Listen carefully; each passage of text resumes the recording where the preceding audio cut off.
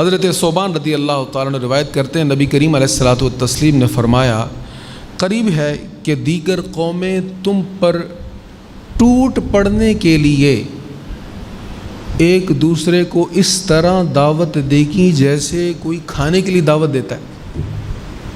دسترخوان سجا ہو اور وسیع مقدار میں کھانا پڑا ہوا ہو تو ہم احباب کو دعوت دیں گے نا، آپ بھی آ جائیں مل کر کھاتے ہیں۔ فرمایا ایسے ہوگا، دیگر اقوام تم پر ٹوٹ پڑیں گی اور انداز کیا ہوگا، دوسروں کو بھی بلائیں گے، ان کو بھی دعوت دیں گے، آ جاؤ تم بھی تیل چرا لو، آ جاؤ تم بھی امت مسلمہ کو لڑا کر ان کے مفادات کو سمیٹ لو۔ فرمایا ایسے ہوگا، حضور نے پہلے بتا دیا۔ کسی نے عرض کی یا رسول اللہ ایسا کیوں ہوگا، کیا ہم اس وقت تعداد میں بہت تھوڑے ہوں گے جو ہم پر دیگر قومیں غلبہ پالیں گی؟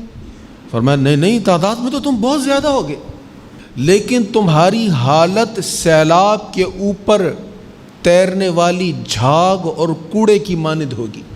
عرض کی یا رسول اللہ اگر ہم تعداد میں اتنے زیادہ ہوں گے پھر ہماری حیثیت ایسی کیوں ہو جائے گی؟ فرمایا اللہ تعالیٰ تمہارے دشمنوں کے دلوں سے تمہارا خوف نکال دے گا۔ آپ جانتے ہیں بدر میں کامیابی کیسے ملی تھی؟